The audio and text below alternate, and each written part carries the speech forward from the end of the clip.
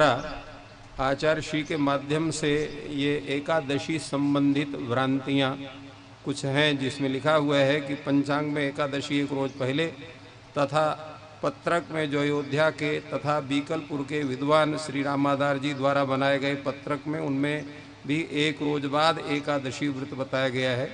भोपाल के संस्कृत विद्यालय द्वारा भी श्री भोजराज पंचांग निकाला है, उसमें सभी कृष्ण पक्षी एकादशी एक रोज पूर्व में तथा पत्रक में एक रोज बाद में बतलाई गई हैं। सुदी की सभी एकादशी पत्रक से बतलाई इत्यादि इसमें है। वस्तुतः एकादशी व्रत का जो स्वरूप है वो क्या होना चाहिए? शुद्ध एकादशी की उपासना हो, अशुद्ध न हो। अशुद्ध कैसे होगी? दशमी विद्या होगी तो अशुद्ध होगी।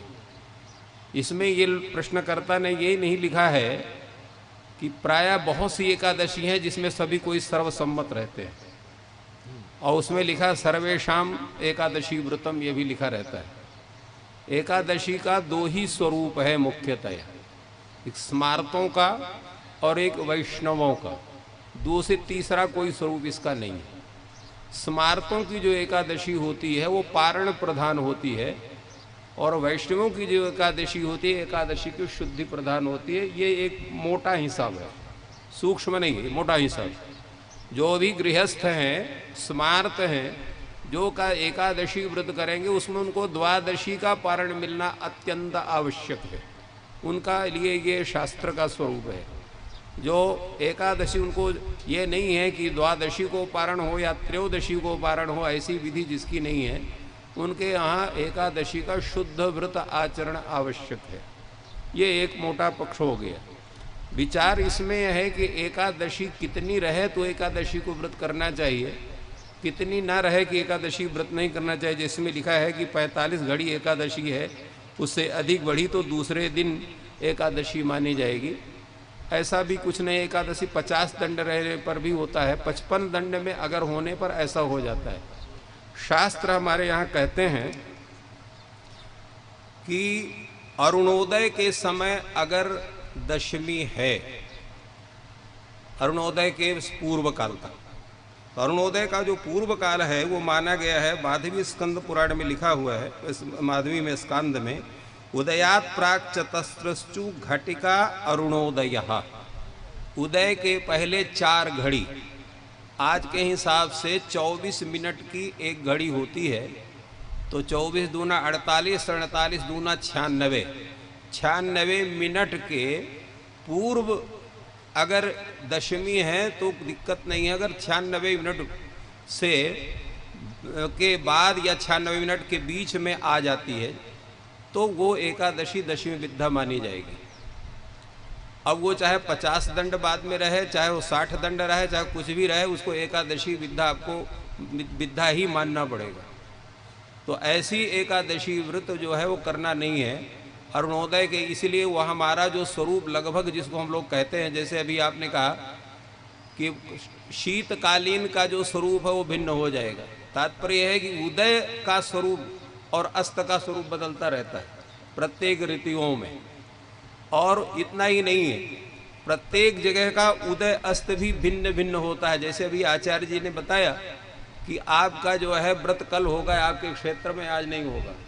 उसका कारण यही होता है कि उदय अस्त सब जगह का बदलता रहता है। तो अब ये जैसे है, मान लीजिए कि आज एकादशी व्रत करना है किसी को, तो उसका सूर्योदय यहाँ पर वाराणसी की अपेक्षा यहाँ पर आधा घंटा बाद हो रहा है। तो उसके एकादशी वहाँ पर अगर विद्या नहीं है तो यहाँ विद्या तो नहीं रहेगी, परंतु अगर वहाँ विद्या है और यहाँ विद्या नहीं हो पा रही है तो यहाँ का व्यक्ति एकादशी कर सकता है, वाराणसी का नहीं कर सकता। मान लीजिए कि वहाँ पर यहाँ पर 96 मिनट का जैसे हमने बतलाया, तो यहाँ के 80 मिनट से और वहाँ वेद हो गया तो वहाँ का एकादशी व्रत नहीं होगा। परंतु यहाँ जो है 80 मिनट के 96 मिनट के पूर्व ही एकादशमी है, उसके बीच में उसका विद्यपना नहीं है, तो एकादशी वो आप लोग कर सकते हैं, हम लोग नहीं कर सकते जो वाराणसी वाले हैं। क्यों? कि वो आधा घंटा का फर्क पड़ गया, 30 मिनट का फर्क पड़ गया ये। परंतु वाराणसी के पंचांग को देख करके यहाँ निर्णय करेंगे तो फिर आप नहीं कर पाएंगे, क्योंकि वो आधे घंटे का फर्क हो गया, जितने का फर्क है।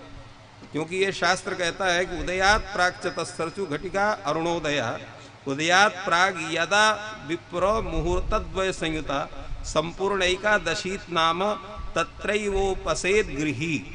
जहाँ पर जो है घटिका से पूर्व अगर है तो वहाँ पर उस कर सकते हैं, दूसरे नहीं कर सकते हैं। कहीं कहीं इसका बाद भी है, किंतु अंत में इसका निर्णय ये दिया है कि जो है मुहूर्तद्वय से यामार्धस्य चतस्रा घटिका इतने संहार च न तदर्थ न च सार्धम तू घटिका, कहीं पर घटिका त्रय का भी है, परंतु विशेष रूप से सर्वसम्मत से जो है उदय से 4 घटी पूर्व अगर दशमी है तो वो एक विद्या नहीं मानी जाएगी, बाद में विद्या मानी जाएगी। एक तो ये इसका स्वरूप है। ये आपके जो है एकादशी में दशमी विद्या को लेकर के निर्णय सिंधु में है, उसमें जो लिखा हुआ है ये। हाँ। दूसरे एक चीज और इसमें हम आपको बता दें, हारीत स्मृति में भी एक वचन है, वो है कि अगर अष्टमी नवमी दशमी में किसी भी एक तिथि की हानि हो जाए तो शुद्ध एकादशी को छोड़ करके द्वादशी के दिन एकादशी व्रत करना चाहिए। अष्टम्याम च चतुर्दश अष्टम्याम च नवम्याम दशम्याम च तथैव च शुद्धाम एकादशीम त्यक्त्वा द्वादश्याम व्रतमाचरेत। तो इस तरह से एकादशी के व्रत में सामान्य रूप से निर्णय मिलता है और बहुत से विद्वान हैं और इसके विषय में बतलाएंगे। अर्धरात्रि मतिक्रम्य दशमी दृश्यते यदि तो तदा ही एकादशीम त्यक्त्वा द्वादशीम समुपोषयेत्। आचार्य जी ने उसका निराकरण कर दिया है, तो बहुत तो बात स्पष्ट हो गई, लेकिन पंचांग निर्माण करते